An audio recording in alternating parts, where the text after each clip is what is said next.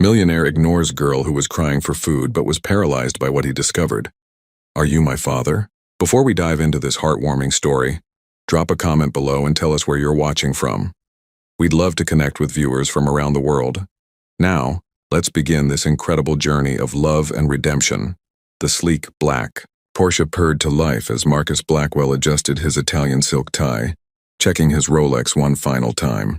At 42, he had built Blackwell Industries into a Manhattan powerhouse, transforming himself from a driven young man into one of New York's most successful CEOs. Success, however, had come at a price, leaving little room for anything beyond quarterly reports and board meetings. Another profitable day, Marcus murmured to himself, reviewing the evening's acquisition papers as his car idled in the underground parking garage. The merger with Henderson Corp would add another $50 million to his portfolio, a victory that should have felt more satisfying than it did. As he pulled onto the busy street, Marcus's attention was caught by a small figure huddled near the sidewalk. A little girl no more than 6 years old sat beside a crumbling brick wall, her tiny hand extended toward passing pedestrians. Her clothes were dirty, her dark hair tangled, and her brown eyes held a desperation that seemed far too mature for someone so young. "Please," she called out in a voice barely audible above the traffic. "I'm so hungry. Just a little food?" Marcus's first instinct was to look away, as he always did with the city's homeless population. Business was business, charity was for tax, write-offs and personal involvement was a luxury he couldn't afford. He pressed the accelerator, determined to maintain his schedule. But something made him stop. Maybe it was the way her small shoulders shook in the evening chill, or how she politely thanked each person who ignored her.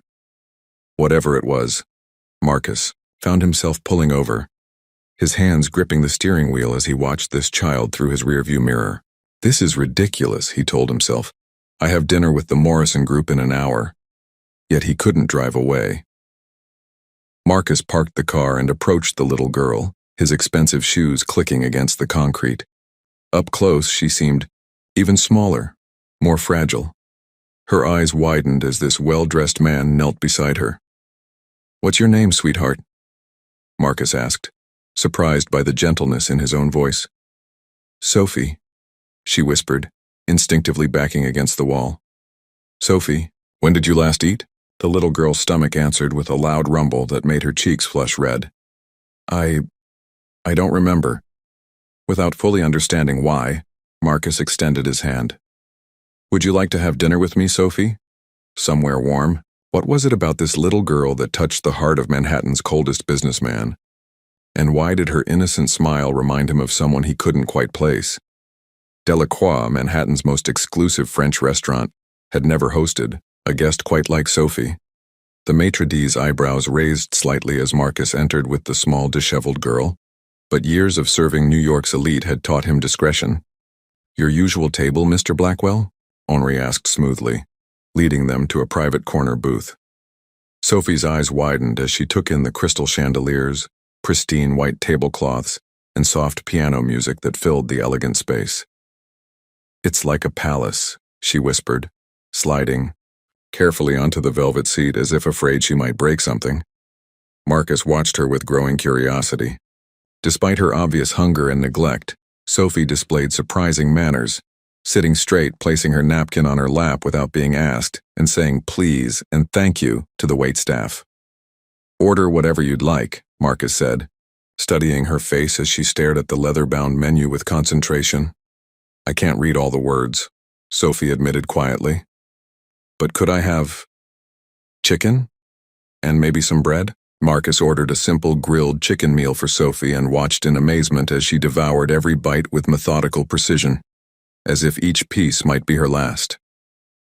Between bites, he gently probed for information. "Sophie, where do you live?" The little girl paused, a forkful of mashed potatoes halfway to her mouth. "Sometimes different places. Mostly outside now." "What about your family, your parents?" Sophie's expression grew distant, and for a moment, she looked far older than her 6 years. "Mama got really sad after the man stopped coming. She cried all the time, and then—" Sophie's voice trailed off. Then what, sweetheart? She went away, like the other people do. The casual way Sophie mentioned other people disappearing sent a chill through Marcus. This wasn't just about one missing mother. There was a pattern here, something darker. Sophie, can you tell me about your mama? What did she look like? Pretty. Brown hair like mine. She was a nurse and helped sick people feel better. Sophie's eyes filled with tears. She said the important man promised to take care of us, but then he stopped coming and Mama got sick in her heart. An important man? Marcus leaned forward. What did he look like? Sophie concentrated hard, her small face scrunched in thought. Tall, gray hair, fancy clothes like yours. He smelled like the medicine Mama gave me when I was sick. She paused, tilting her head. He looked kind of like you. Marcus felt his blood run cold. The description was vague, but something about it nagged at him. Sophie, what was your mama's full name? Elena Martinez. She said our last name means warrior in Spanish. As Sophie finished her meal, Marcus couldn't shake the feeling that this encounter was no coincidence. Who was this important man who had abandoned Elena and Sophie? And why did he have the disturbing sensation that he was about to uncover secrets that would change his life forever? Marcus's penthouse apartment, a monument to minimalist luxury and corporate success, had never been designed for children. Floor-to-ceiling windows offered breathtaking views of Manhattan, but the space felt cold and sterile, much like its owner had been until a few hours ago. Sophie stood in the marble entryway, clutching a small worn backpack that contained her only possessions. Her eyes were wide with wonder as she took in the pristine white furniture, expensive artwork, and the complete absence of anything warm or welcoming. This is where I live, Marcus said, suddenly seeing his home through a child's eyes and feeling oddly embarrassed by its emptiness. It's very big, Sophie whispered, her voice echoing in the spacious living room. Do you live here all by yourself? Yes. The word hung in the air, sounding lonelier than Marcus had ever realized. Within an hour, Marcus had made 3 crucial phone calls. First, to his assistant Jennifer, instructing her to clear his morning schedule. Second, to cancel his dinner meeting with the Morrison Group. Third, to an agency that specialized in emergency childcare services. You've done what? Victoria Blackwell Sterling's voice shrieked through the phone when Marcus called to explain his absence from their weekly business dinner. Marcus, have you completely lost your mind? You can't just pick up random children off the street. She's not random, Victoria. She's a little girl who needs help. And what exactly do you plan to do with her? Play house? You don't know the first thing about children. Marcus glanced at Sophie, who was carefully examining a crystal sculpture on his coffee table, her small fingers tracing its edges with reverence. I'm learning. This is ridiculous. I'm coming over right now. No, Marcus said firmly. Not tonight. Sophie needs rest, and I need to figure out what's best for her. At 8 o'clock, Rosalie Henderson arrived, a warm, competent woman in her 50s who specialized in caring for children in crisis situations. She took one look at Sophie and immediately began creating a safe space in the guest bedroom, transforming it with soft blankets and a small lamp that cast gentle shadows on the walls. She's been through significant trauma, Rosalie observed, quietly as Sophie took her first real bath in weeks. Children don't just end up on the streets alone, there's always a story. Marcus nodded, his jaw tightening with determination. I intend to find out what that story is. As Sophie settled into the makeshift bedroom, Marcus made one final call to Nathaniel Pierce, the most discreet private investigator in Manhattan. I need you to find out everything about Elena Martinez, Marcus explained. A nurse probably worked at a hospital, had a 6-year-old daughter named Sophie. She disappeared approximately 3 months ago. Consider it done, Mr. Blackwell. I'll start first thing tomorrow. Just after midnight, Marcus was awakened by screaming. He rushed to Sophie's room to find her sitting up in bed, tears streaming down her face, her small body shaking with terror. Elena, she cried out desperately. Elena, come back, please don't leave me. Marcus sat beside her, gently pulling her into his arms. "It's okay, Sophie. You're safe now." "I dreamed about Mama," she sobbed against his chest. "She was calling for the important man to help us, but he kept walking away." As Marcus held this frightened child, he made a silent promise. He would find Elena Martinez, discover what happened to her, and ensure Sophie never felt abandoned again. But he had no idea that his investigation would lead him into the darkest secrets of his own family. The Manhattan Children's Hospital annual charity gala was the kind of event Marcus normally navigated with practiced ease, an evening of strategic networking disguised as philanthropy, where million-dollar donations secured both tax benefits and social standing. Tonight felt different.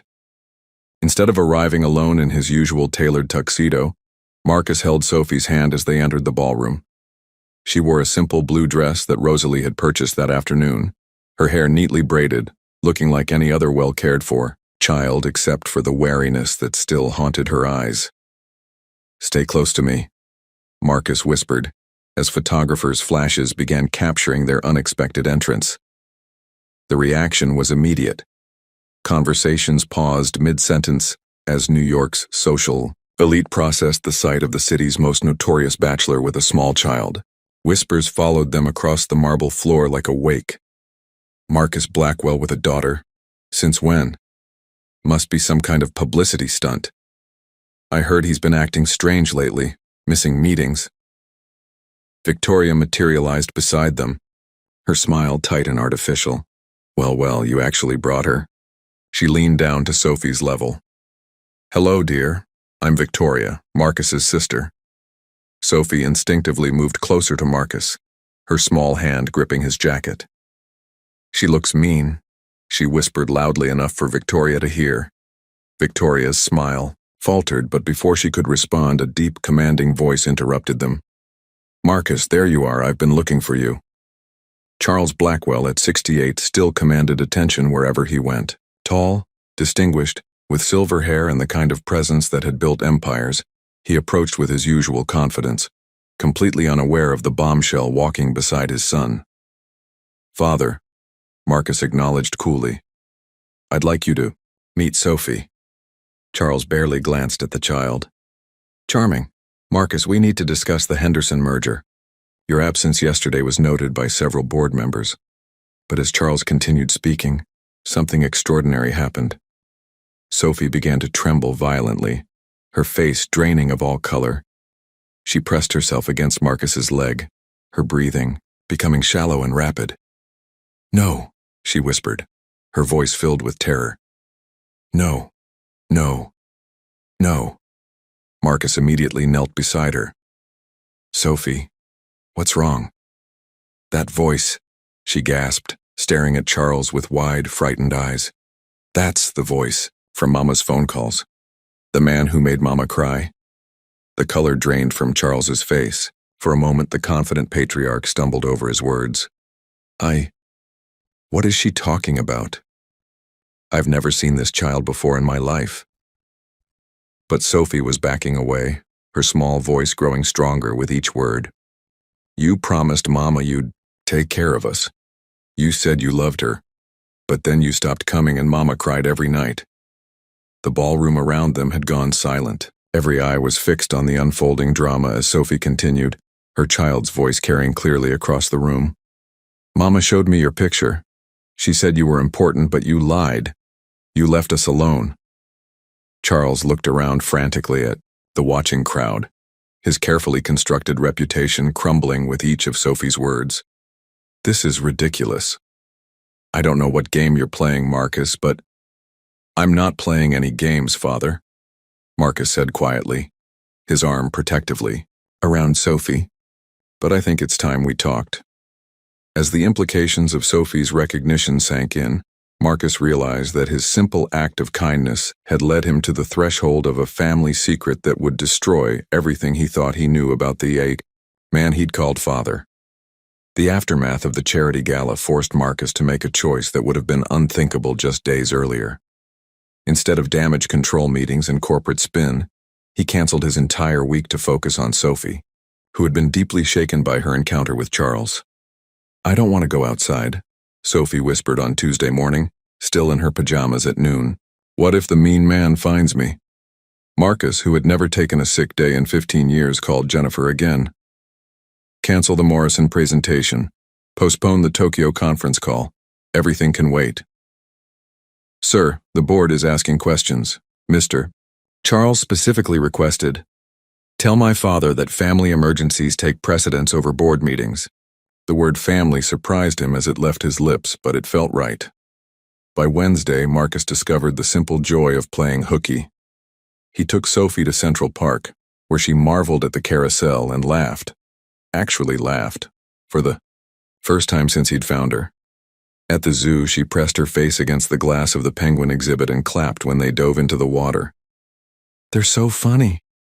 Sophie giggled, her earlier fears temporarily forgotten. "Do you think they're happy living there?" "I think they're safe," Marcus replied, understanding now how precious safety could be. Sometimes being safe is the first step to being happy. At the bookstore, Sophie's eyes lit up at the children's section. "Mama used to read to me," she said, softly, running her fingers along the colorful spines. She did different voices for all the characters. Marcus found himself purchasing an armload of picture books, promising to read one every night. That evening, as he stumbled through The Little Prince with dramatically different voices for each character, Sophie curled against his side on the couch. "You're getting better at the voices," she said sleepily. "Marcus Papai." The words hit him like a lightning bolt. "What did you call me?" Sophie looked up with innocent brown eyes. "Marcus Papai. Is that okay? You take care of me like a papa would." Marcus's throat tightened with unexpected emotion. "Yes, sweetheart. That's more than okay." Rosalie, watching from the kitchen doorway, smiled knowingly.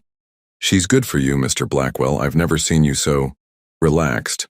On Friday afternoon, while Sophie napped, Marcus retreated to his home office to catch up on urgent emails. The room held years of business achievements, awards, photos with world leaders, newspaper clippings of major deals. Sophie wondered, rubbing sleep from her eyes. "What's all this?" she asked, examining the wall of photographs. "Just work stuff," Marcus replied, not looking up from his laptop. Sophie stopped in front of a particular photo. Marcus and Charles at the groundbreaking ceremony for Blackwell Industries headquarters 5 years ago. Both men wore hard hats and triumphant smiles, arms around each other's shoulders. "Oh no," Sophie whispered, her voice filled with terror. "Oh no, oh no, oh no." Marcus spun around to find Sophie backing away from the photograph, her small body trembling violently. "Sophie, what's wrong?" "That's him. That's the important man." Her finger pointed directly at Charles in the photo. "That's the man who made Mama cry. That's the man who promised to take care of us." The photograph seemed to mock Marcus as the truth crystallized. His father, his own father, had been the important man who had abandoned Elena and Sophie. As Sophie collapsed into Marcus's arms, sobbing with the weight of recognition, he realized that his act of charity had led him into the center of a family betrayal that would change everything forever. Nathaniel Pierce had built his reputation on discretion and results. When he arrived at Marcus's penthouse on Monday morning, his leather briefcase contained information that would shatter a family. "You were right to call me," Pierce said, settling into Marcus's office chair. Elena Martinez's story is both tragic and revealing. Sophie was at her first day of a nearby private school, a carefully chosen environment where she could begin healing while Marcus uncovered the truth. Rosalie had assured him the transition would be supervised and gentle. "What did you find?" Marcus asked, his coffee growing cold as he focused entirely on Pierce's words. Pierce pulled out a manila folder thick with documents and photographs. Elena Martinez, age 28, worked as a registered nurse at Manhattan Presbyterian Hospital for 3 years. She specialized in cardiac care, particularly in the VIP wing. Marcus's stomach tightened. Manhattan Presbyterian was where his father received his regular heart treatments. She lived in a modest apartment in Queens, paid for through an account linked to offshore holdings. The rent was consistently paid for 18 months, then stopped abruptly 3 months ago. Pierce slid a photograph across the desk. It showed Elena Martinez, a beautiful young woman with kind eyes and long dark hair. She wore scrubs and was smiling at the camera, probably during a hospital event. She looked so young, Marcus murmured, studying the photo. 24 when she started at Presbyterian, 26 when Sophie was born. Pierce's expression was grim. Marcus, there's more. I found these in Elena's apartment. He pulled out a small stack of letters, handwritten in delicate script.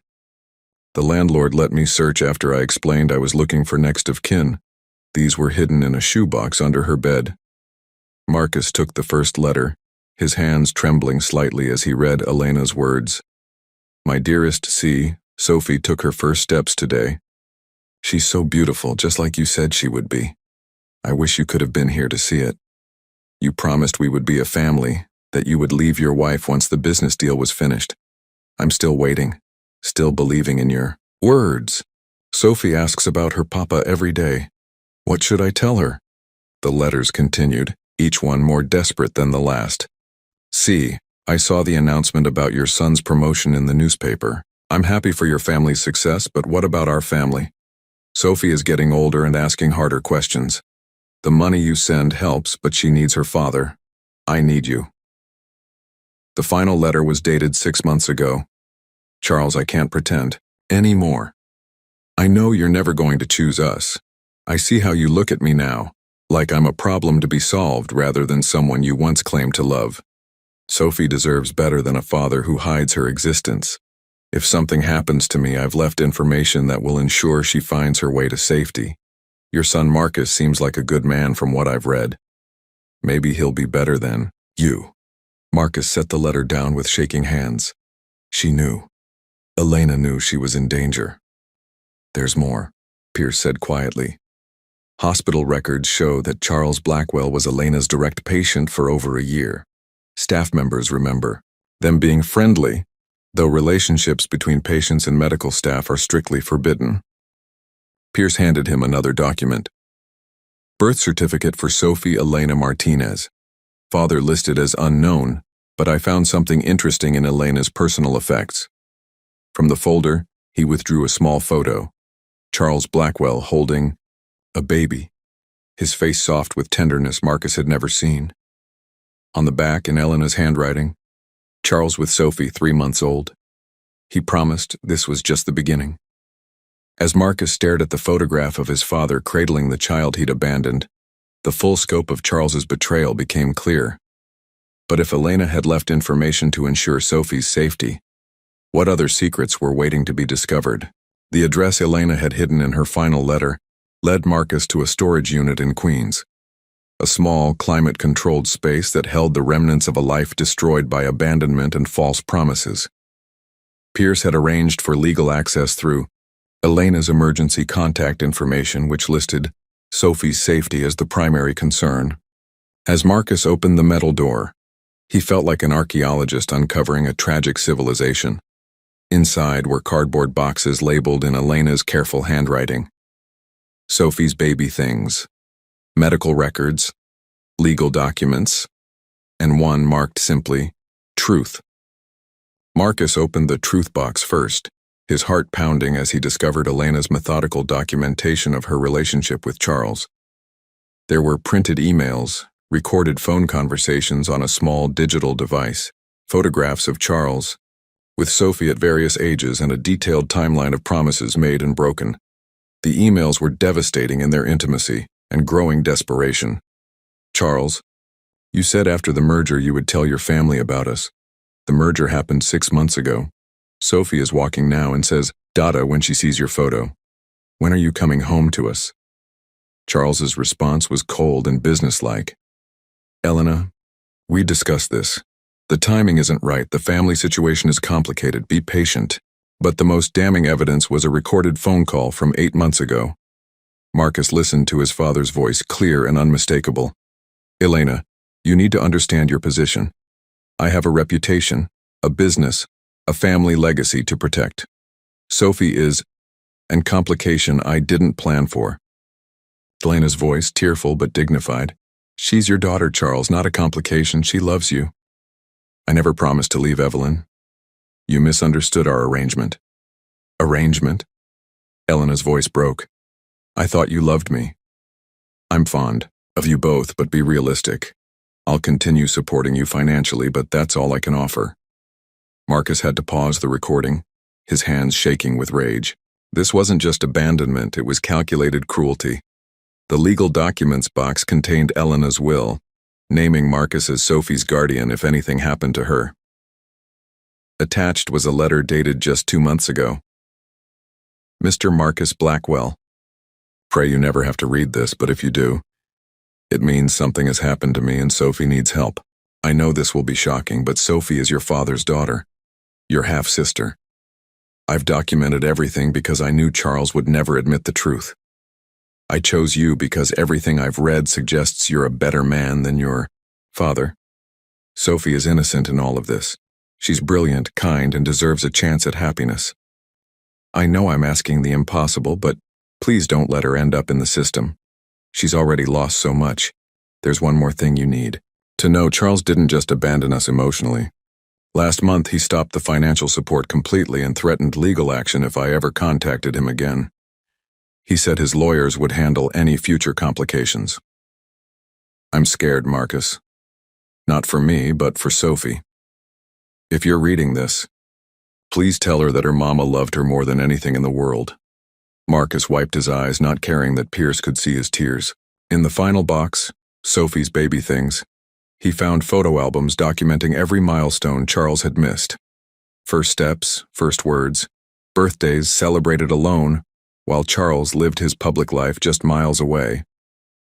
There's something else, Pierce said quietly, holding a medical report. Elena's autopsy. Marcus's blood ran cold. Autopsy?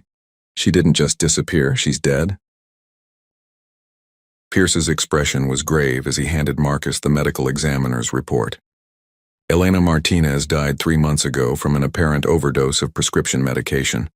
But Marcus, there are inconsistencies. Marcus scanned the document, his legal training helping him decode the medical terminology. Inconsistencies how? Elena was found in her apartment with empty bottles of antidepressants and sleep aids. The official ruling was suicide, but Pierce paused. The medication wasn't prescribed to her. The prescriptions were filled using stolen prescription pads from Manhattan Presbyterian, specifically from the cardiac unit where she worked. The implication hit Marcus like a physical blow. Someone with access to the hospital's prescription system, or someone with influence over medical staff, Pierce added meaningfully.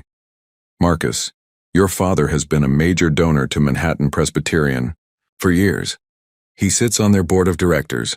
Marcus set down the report, his mind racing through darker possibilities than he wanted to consider. Are you suggesting my father had something to do with Elena's death? I'm suggesting the timing is suspicious. Elena's final text messages, recovered from her phone, show she was planning to contact you directly. She'd scheduled an appointment with a family attorney for the week she died. Pierce showed him printouts of Elena's final text messages, sent to an unknown number. I can't live like this anymore. Sophie deserves better. If you won't acknowledge her, I'll find someone who will. Your son Marcus seems like a decent man. Maybe he'll do what you won't. I have documentation of everything, Charles. Every promise you made, every lie you told. Sophie won't grow up believing her father didn't want her. The unknown number she was texting? Pierce asked rhetorically. Registered to a shell company that traces back to Blackwell Industries' legal department. Marcus felt sick. Elena was threatening to expose him, and 3 days later she was found dead with medication she never had access to, officially ruled a suicide despite having no history of mental health treatment or suicidal ideation. That evening, Marcus sat Sophie down in their living room, knowing he could no longer protect her from painful truths. Sophie, we need to talk about Mama. Her small face grew serious. Did you find her? Marcus took her hands gently.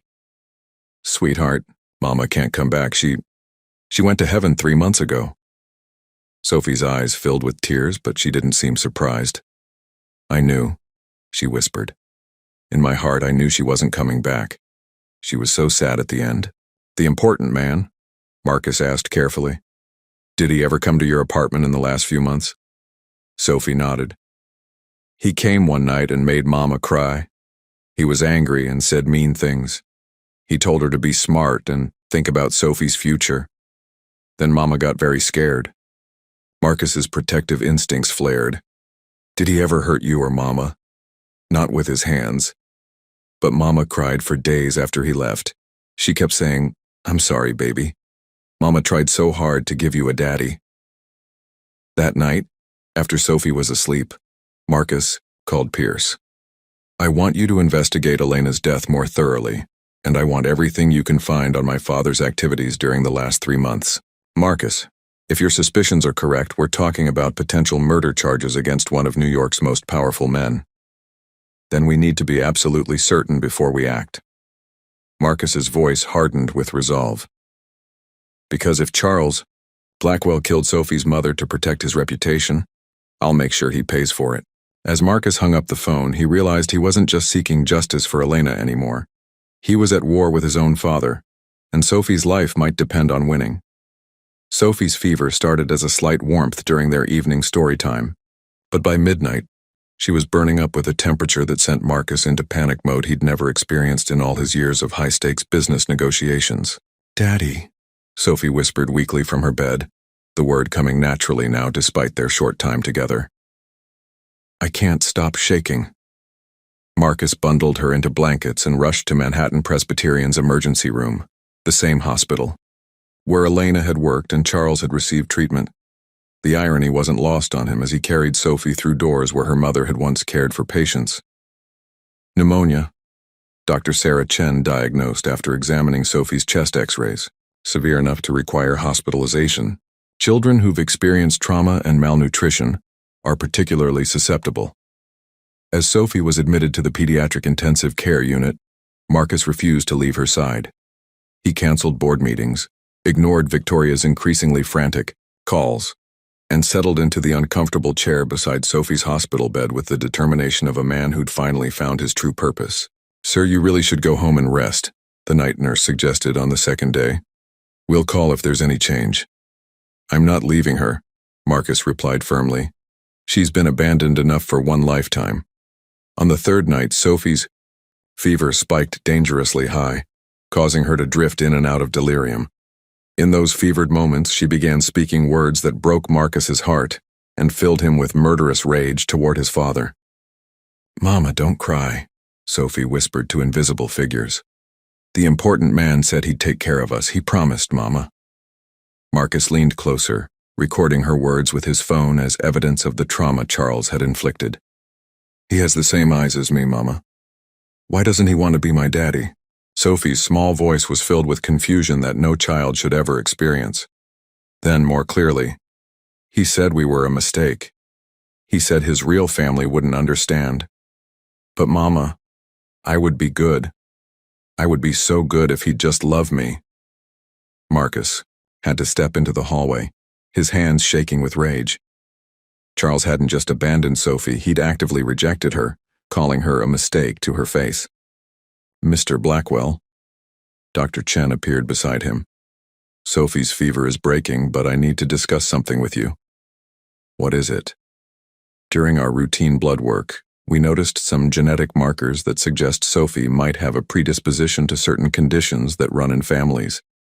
Given that you're caring for her, I'd recommend genetic testing to identify any potential health risks.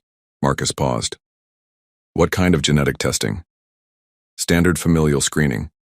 If there's any biological relationship between you two, it would help us understand her medical history better. Dr. Chen studied him carefully.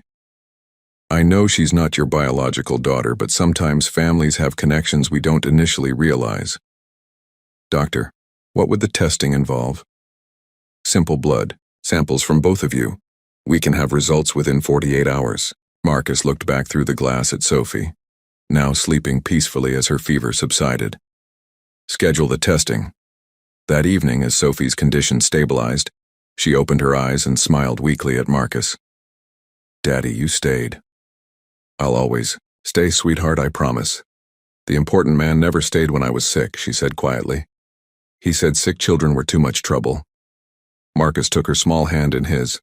Sophie, you're never too much trouble. You're the best thing that's ever happened to me. As she drifted back to sleep, Marcus made a silent vow. Whatever the DNA test revealed, whatever legal battles lay ahead, he would protect this child with everything he had. But he had no idea that the genetic testing would reveal a connection, even more shocking than he'd imagined. One that would finally give him the ammunition he needed to destroy Charles Blackwell once and for all. Dr. Chen's call came as Marcus sat beside Sophie's hospital bed, watching her color slowly return to normal after 3 days of fighting pneumonia. Her small hand was curled around his finger, and for the first time since this nightmare began, she looked peaceful. Mr. Blackwell, could you meet me in my office? The genetic testing results are back. Marcus's heart pounded as he gently extracted his finger from Sophie's grip and made his way down the sterile hospital corridor. Dr. Chen's office was small and cluttered with medical journals, but her expression was both professional and compassionate. Please, sit down, she said, holding a manila envelope. Marcus, I need to ask you something first. Is there any possibility that Sophie could be related to you biologically? Why do you ask? Dr. Chen opened the envelope and spread the test results across her desk. Because according to these results, Sophie Elena Martinez is your half-sister. The genetic markers are unmistakable. You share the same father. Even though Marcus had suspected this truth for days, hearing it confirmed scientifically hit him like a physical blow. Sophie wasn't just some abandoned child he'd rescued. She was his sister, his family, his blood. You're absolutely certain? He asked, his voice barely above a whisper. 100%. The DNA doesn't lie, Marcus. Sophie is definitely your half-sister. Marcus stared at the scientific data that confirmed what his heart had already known. Charles Blackwell had fathered a child with Elena Martinez, abandoned both mother and daughter, and then possibly orchestrated Elena's death to cover up his shame. There's something else, Dr. Chen continued. The genetic screening revealed that Sophie carries markers for a rare blood disorder, one that requires careful monitoring but is completely manageable with proper care. It's hereditary, which means her father likely carries the same markers. Marcus nodded, his mind racing. Doctor, these results, can they be used as legal evidence? Absolutely. They're court admissible. She studied him carefully. Marcus, I don't know the full story here, but I can see that little girl loves you deeply. Whatever complicated situation brought you together, she's lucky to have you. When Marcus returned to Sophie's room, she was awake and alert for the first time in days. Daddy, I feel better. Can we go home soon? Yes, sweetheart. Very soon. Marcus sat beside her bed, taking her small hand in his. Sophie, I have something important to tell you. Her brown eyes, so like his own, he realized now, focused on his face with complete trust. We're family, Sophie, real family. You're my sister. Sophie's face lit up with joy. Like sister and brother? Exactly like sister and brother. We have the same father. The important man? Sophie's expression grew confused. But he didn't want me. Marcus's jaw tightened with protective fury. Sophie, listen to me carefully. Just because someone doesn't want you doesn't mean you're not worthy of love. I want you. I choose you. And I'm going to make sure that everyone knows you're my sister and that you belong with me. Sophie smiled, the first truly happy smile Marcus had seen from her. So I can stay with you forever? Forever and always, Marcus promised. But first, Daddy has some business to take care of. That evening, Marcus called Pierce from the hospital corridor. I have the DNA results, it's confirmed. Sophie is Charles's daughter and my half-sister. What's your next move? Marcus looked back at Sophie's room, where she was drawing pictures of their family, stick figures holding hands under a rainbow. I'm going to destroy him, Pierce. Charles Blackwell is going to pay for what he did to Elena and Sophie. The scientific evidence had given Marcus the weapon he needed, but confronting one of New York's most powerful men would require strategy, courage, and perfect timing. The war for Sophie's future was about to begin. The Blackwell family's traditional Sunday dinner at the Fifth Avenue mansion had always been a performance of wealth and respectability. Crystal gleamed under chandeliers, silverware caught the light of expensive artwork, and conversations flowed as smoothly as the vintage wine Charles insisted on serving. Tonight would be different. Marcus arrived with Sophie, who wore a simple, white dress that made her look like the innocent child she was, a stark contrast to the storm of revelation he was about to unleash. The dining room held the usual suspects, Charles at the head of the table, his wife Evelyn playing the perfect hostess, Victoria with her calculating smile, and Uncle Robert with his perpetual business concerns. "Marcus, darling," Evelyn cooed, though her eyes flickered nervously over Sophie. "How lovely that you brought your ward." "Sophie isn't my ward," Marcus said clearly, helping Sophie into the chair beside his. "She's my sister." The silence that followed was deafening. Charles's wine glass froze halfway to his lips, and Victoria's fork clattered against her plate. "Excuse me," Charles managed, his voice strained. Marcus reached into his jacket and withdrew the DNA test results, placing them on the pristine white tablecloth like evidence in a courtroom. "Sophie Elena Martinez, your daughter, father, my half-sister." Charles's face went ashen. "This is ridiculous. I don't know what kind of game you're playing." "The same game you played with Elena Martinez for 3 years," Marcus interrupted, his voice cutting through the dining room like steel. "The same game that ended with a young woman dead and her daughter abandoned on the streets." "Marcus, stop this immediately," Victoria hissed, glancing nervously at Uncle Robert. But Marcus was just getting started. He pulled out his phone and pressed play on the recorded conversation between Charles and Elena. Charles's voice filled the elegant dining room. "Elena, you need to understand your position. Sophie is in complication I didn't plan for." "Evelyn," gasped, her hand flying to her mouth. Uncle Robert set down his wine glass with shaking hands. "You called your own daughter a complication," Marcus continued, his voice growing stronger with righteous fury. "You promised Elena you'd leave your wife, promised Sophie she'd have a father, and then you abandoned them both when it became inconvenient." "That's enough," Charles roared, standing up so quickly his chair toppled backward. Sophie instinctively moved closer to Marcus, but her small voice carried clearly across the room. "You used to bring me toys. You said you loved me. Why did you stop coming to see me and Mama?" The simple, heartbreaking question from a 6-year-old shattered whatever dignity Charles had left. "Charles," Evelyn whispered, tears streaming down her face. "Tell me this isn't true. Tell me you didn't have an affair and abandon a child."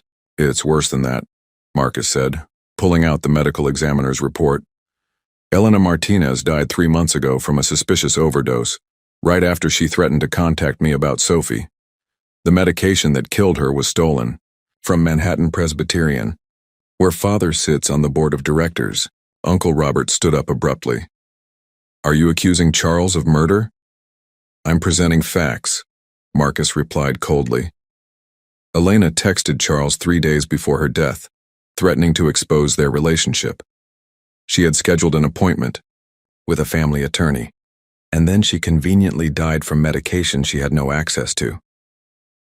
Charles looked around the table at his family's shocked faces and finally spoke, his voice hollow. "I never meant for anyone to get hurt." The admission hung in the air like a death sentence. "But you did hurt people," Sophie said softly, her child's voice more powerful than any prosecution. "You hurt Mama. You hurt me. You made Mama cry every night." Charles couldn't meet Sophie's eyes. I had responsibilities. The company, the family reputation.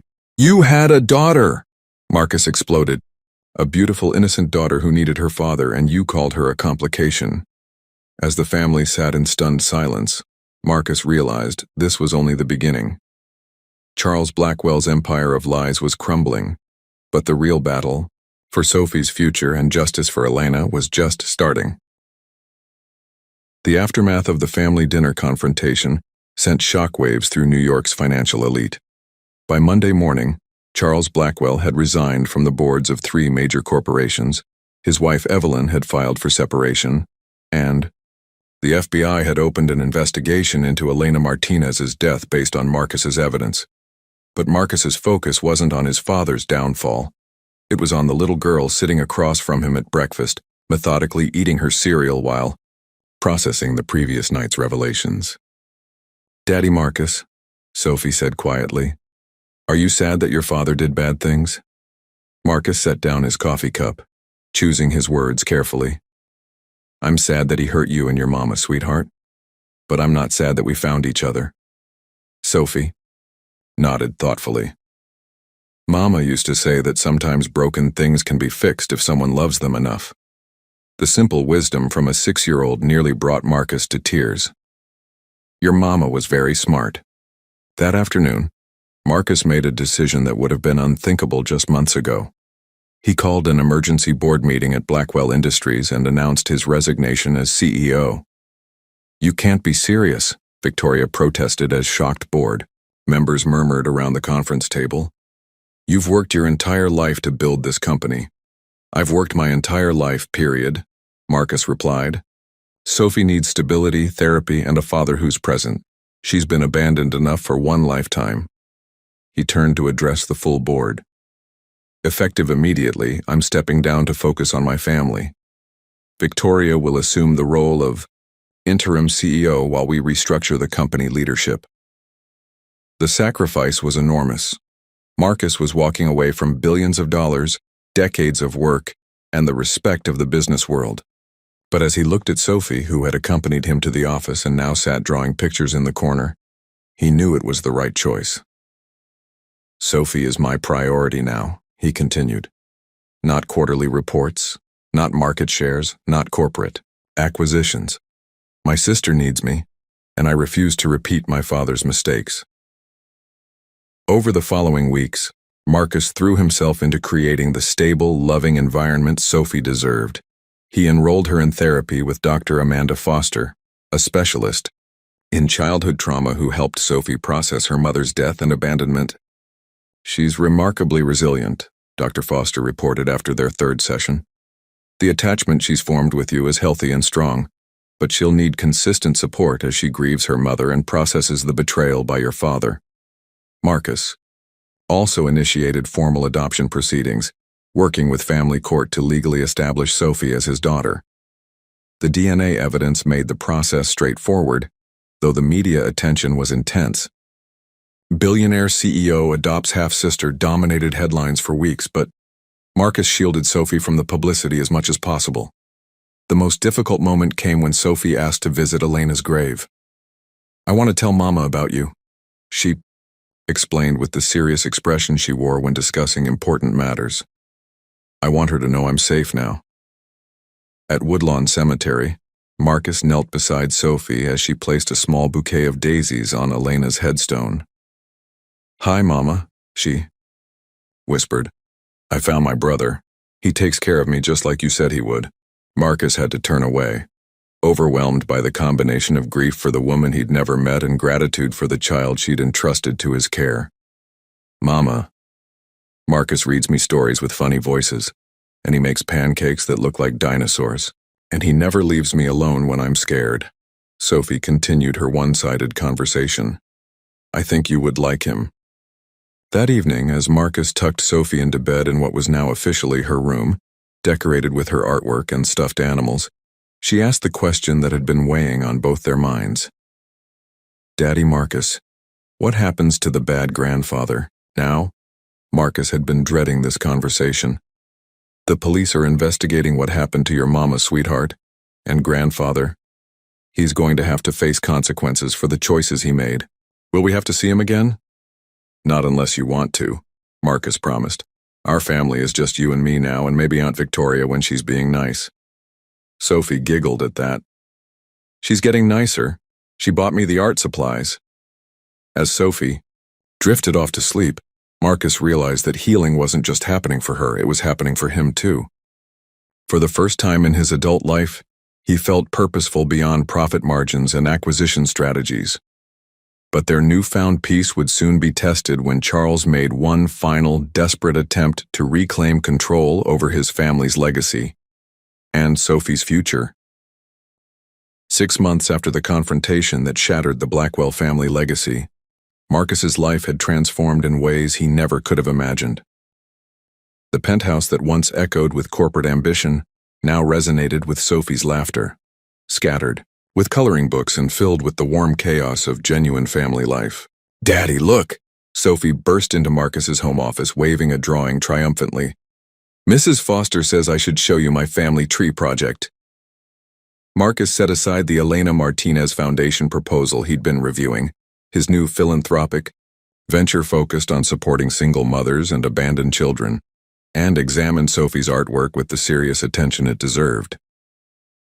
The drawing showed 2 stick figures holding hands under a rainbow, labeled Daddy Marcus and Sophie in her careful first-grade handwriting. Above them, a smaller figure with wings was labeled, "Mama Elena watching us." "It's beautiful, sweetheart," Marcus said, his voice thick with emotion. "Should we put it on the refrigerator with your other masterpieces?" Sophie nodded enthusiastically, then paused with the thoughtful expression she wore when processing complex emotions. "Dr. Foster says it's okay to miss Mama and be happy with you at the same time." "Dr. Foster is very wise," Marcus agreed. "People we love never really leave us, even when they can't be with us anymore." The past months had been a careful balance of healing and legal battles. The FBI investigation into Elena's death had uncovered enough evidence to bring charges against Charles, though his team of expensive lawyers was fighting every step. More importantly, the adoption proceedings had been finalized, making Sophie legally and permanently Marcus's daughter. Victoria's transformation had been perhaps the most surprising development. Initially resistant to Sophie's presence, she had gradually warmed to her niece, especially after witnessing Marcus's complete devotion to the child's well-being. "Uncle Marcus," Victoria called from the kitchen. "Sophie's lunch is ready, and her tutor will be here in 30 minutes. Marcus smiled at the Uncle Marcus designation Sophie had insisted upon for clarity. "Victoria is Aunt Victoria, but you're Daddy Marcus because you chose to be my daddy," Sophie had explained, with 6-year-old logic that made perfect sense. Sophie skipped toward the kitchen. Marcus's phone rang with a call he'd been expecting.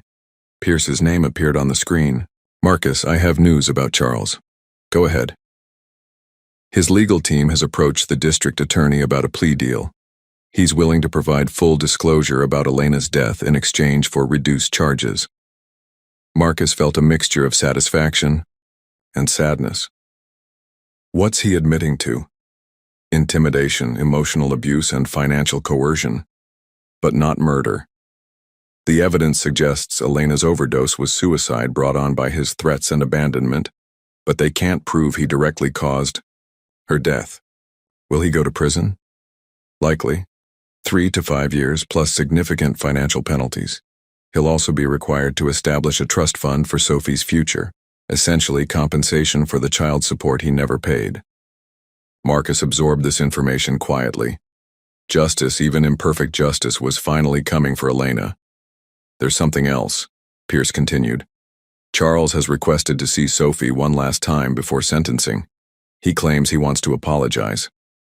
"Absolutely not," Marcus replied immediately.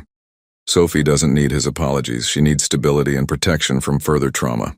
That evening, as Marcus and Sophie worked on a jigsaw puzzle together, their new Sunday tradition, Sophie brought up the subject that had been weighing on his mind.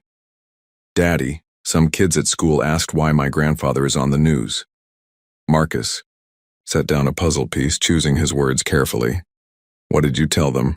"I said my grandfather made some bad choices, but my daddy is good and takes care of me."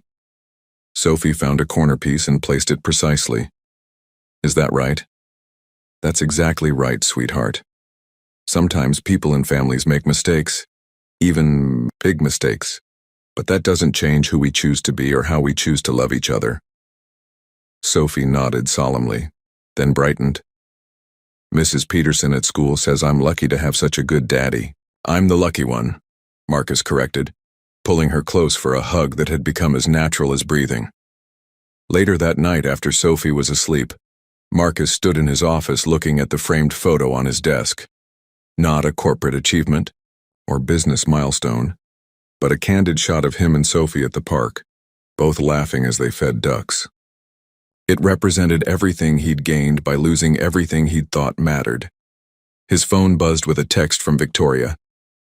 Board meeting went well. Company stock is stabilizing.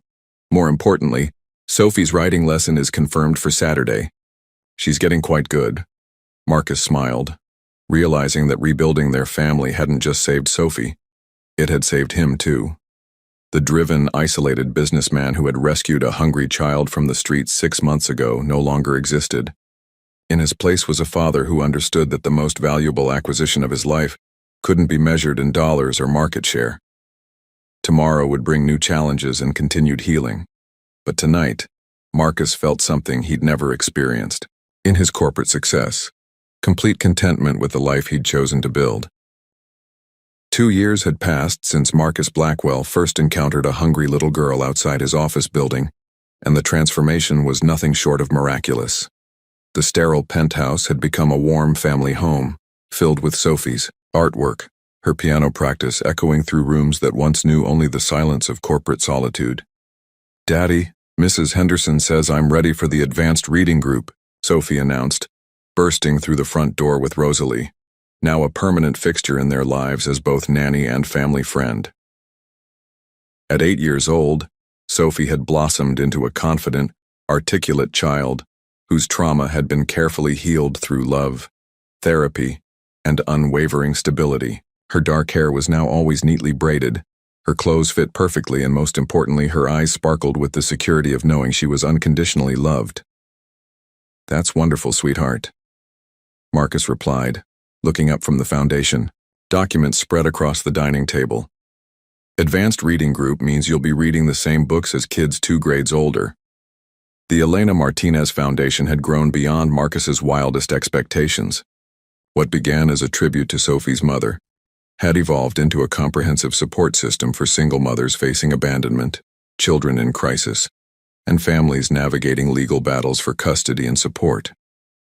"Mr. Marcus," Rosalie said, settling, her purse on the counter.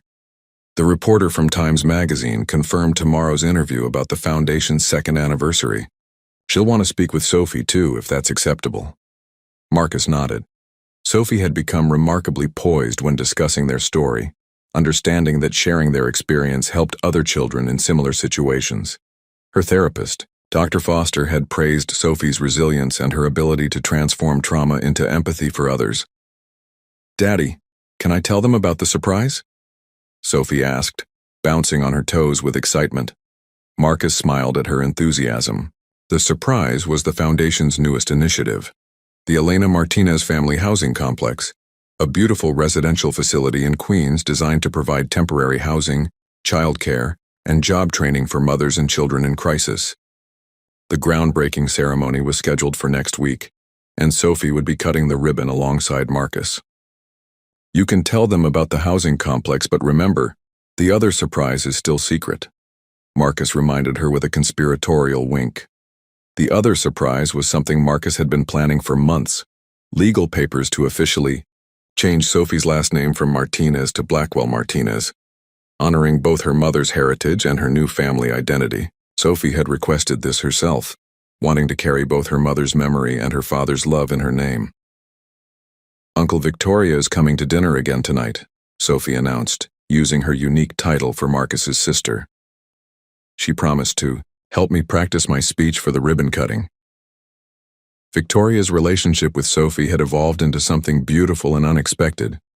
The initially resistant aunt had become one of Sophie's strongest advocates, taking pride in her niece's accomplishments and fiercely protective of her well-being. She had also stepped successfully into the CEO role at Blackwell Industries, implementing family-friendly policies and ethical business practices that Marcus had only dreamed of during his corporate years. That evening, over a dinner of Sophie's favorite spaghetti and meatballs, the three of them discussed the upcoming ceremony. Sophie had been practicing her short speech for weeks, wanting to honor her mother's memory while inspiring other children not to lose hope. "I want to tell them that families can be made in different ways," Sophie explained earnestly. "Some kids get born into their families, but some kids get chosen, like me. And being chosen can be just as special." Marcus felt the familiar tightness in his throat that came whenever Sophie demonstrated wisdom far beyond her 8 years. "You know what I love most about our story?" Victoria said, reaching across the table to squeeze Sophie's hand. "It shows that good things can come from terrible situations. Your mama's love led you to Marcus, and Marcus's love has created something beautiful for hundreds of other families." "Do you think Mama knows about the foundation?" Sophie asked, a question she'd posed many times over the past 2 years. "I think she knows," Marcus replied, as he always did, "and I think she's proud of the strong, kind, brilliant daughter she raised." Later that night, after Sophie was asleep and Victoria had gone home, Marcus stood in his home office reviewing the final details for the housing complex opening. On his desk sat 2 photographs, one of Elena Martinez from her nursing school graduation, which they'd found among her personal effects, and one of Sophie at her school's honor roll ceremony last month, beaming with pride. The foundation had already helped over 500 families, prevented dozens of children from entering the foster care system, and provided legal assistance to mothers facing abandonment by wealthy, powerful men who thought their money could erase their responsibilities. Marcus's phone buzzed with a message from Pierce, who now served as the foundation's head of investigations. "Charles's sentencing hearing is scheduled for next month. Maximum sentence likely. Justice for Elena is finally coming." Marcus nodded at the news but felt no satisfaction in his father's downfall. His energy was focused entirely on the future he was building with Sophie and the legacy they were creating together. Tomorrow's magazine interview would mark exactly 2 years since their journey began. Sophie wanted to wear the blue dress she'd picked out special for the occasion and had prepared answers to questions about how their family had grown and changed. But the real celebration would come next week, when Sophie would stand before hundreds of people at the housing complex groundbreaking and tell the world that love could triumph over abandonment, that families could be chosen as well as born, and that Elena Martinez's legacy would live on in every child who found safety and hope through their foundation. The autumn sun cast golden light across the construction site in Queens, where the Elena Martinez family housing complex would soon stand. Hundreds of people gathered for the groundbreaking ceremony, families who had been helped by the foundation, social workers, city officials, and media representatives who had followed Marcus and Sophie's remarkable journey from the beginning.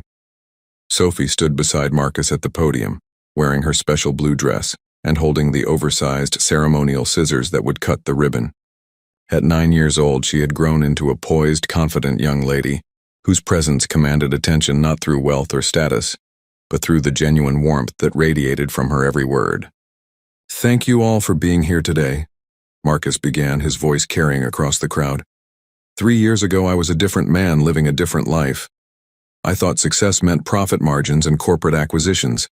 I had everything money could buy, but I had nothing that mattered. He paused, looking down at Sophie, who smiled encouragingly. Then I met a little girl who was hungry and scared, abandoned by circumstances beyond her control. I thought I was rescuing her, but the truth is, she rescued me. Sophie taught me that family isn't just about blood relations, it's about choice, commitment, and unconditional love. Sophie stepped forward to the microphone, which had been adjusted to her height. Her voice was clear and strong as she began the speech she'd practiced countless times. "My name is Sophie Elena Blackwell Martinez," she said proudly. 3 years ago, my mama went to heaven and I was all alone. I was hungry and scared, and I didn't know if anyone would ever love me again. The crowd was completely silent, captivated by this young girl's courage. But then my daddy Marcus found me. He chose to love me even though he didn't have to. He chose to be my family even though I wasn't born into his family. And now we're building this place so other kids like me can know that they're not alone. And other mamas like my mama Elena can get help when they need it most. Sophie's voice grew stronger with each word. Some people think families have to look the same or come from the same place. But I learned that the best families are made from love. My mama Elena loved me so much that she made sure I would find my way to safety. And my daddy Marcus loves me so much that he changed his whole life to take care of me. Marcus felt tears streaming down his face as Sophie continued. This building is going to be named after my mama because she was brave and strong and kind. She was a nurse who helped people feel better. And now this place will help families feel better too. Kids who are scared will be safe here. Mamas who are alone will have friends here. And everyone will know that they matter. Sophie paused, looking out at the crowd with the same compassionate eyes that had first captured Marcus's attention 3 years ago. I want every kid who comes here to know what I know now. Just because someone leaves you doesn't mean you're not worth loving. Just because someone abandons you doesn't mean you're not special. And just because your family looks different doesn't mean it's not real. The crowd erupted in applause as Sophie raised the ceremonial scissors. This building is for my mama Elena, for my daddy Marcus, and for every family that needs a place to heal and grow and love each other. Together, Marcus and Sophie cut the ribbon, and the crowd cheered as construction workers began breaking ground on the facility that would house up to 50 families at a time, providing not just shelter, but comprehensive support services, childcare, job training, and legal assistance. As the ceremony concluded and people began to disperse, Marcus knelt beside Sophie, pulling her close. I'm so proud of you, sweetheart. Your mama would be incredibly proud too. Do you think she knows? Sophie asked, the question she'd been asking for 3 years. I think she's been watching over us this whole time, Marcus replied. I think she guided you to me that night, and I think she's smiling right now seeing how many families we're going to help. As they walked back to their car, Sophie slipped her hand into Marcus's. Daddy, do you remember when you used to be sad all the time? Marcus laughed, surprised by her question. I didn't realize I was sad until you showed me what happy felt. Like, good, Sophie said matter-of-factly, because now we're both happy, and we're going to help lots of other people be happy too. That evening, as they sat in their living room, Sophie working on homework while Marcus reviewed foundation, business, Marcus reflected on the extraordinary journey that had brought them to this moment. The ruthless businessman who had once measured success in quarterly profits had been replaced by a father who measured success in bedtime stories read, scraped knees comforted, and the security of knowing that Sophie went to sleep every night, knowing she was loved. The Elena Martinez Foundation had grown beyond his wildest dreams, helping over 1,000 families and preventing countless children from experiencing the abandonment Sophie had endured. But more than that, it had created a legacy of hope, proof that love could triumph over abandonment, that families could be chosen as well as born, and that one person's decision to care could change the world. Daddy, Sophie said, looking up from her math homework, will you read me a story tonight? Of course, sweetheart. Which one? Sophie grinned. The one about the businessman and the little girl who saved each other. Marcus smiled, understanding she meant their story, the one they lived every day. That's my favorite story too. As they headed upstairs together, Marcus realized that Elena Martinez had given him the greatest gift imaginable, not just her daughters, love, but the chance to become the man he was meant to be. And in return, he had given Sophie something Charles Blackwell never could, the certainty that she was chosen, cherished, and would never be alone again. Their journey had begun with hunger and abandonment, but it had led to a love that would echo through generations of families who found hope in the Elena Martinez family housing complex, proof that sometimes the most broken beginnings can create the most beautiful endings.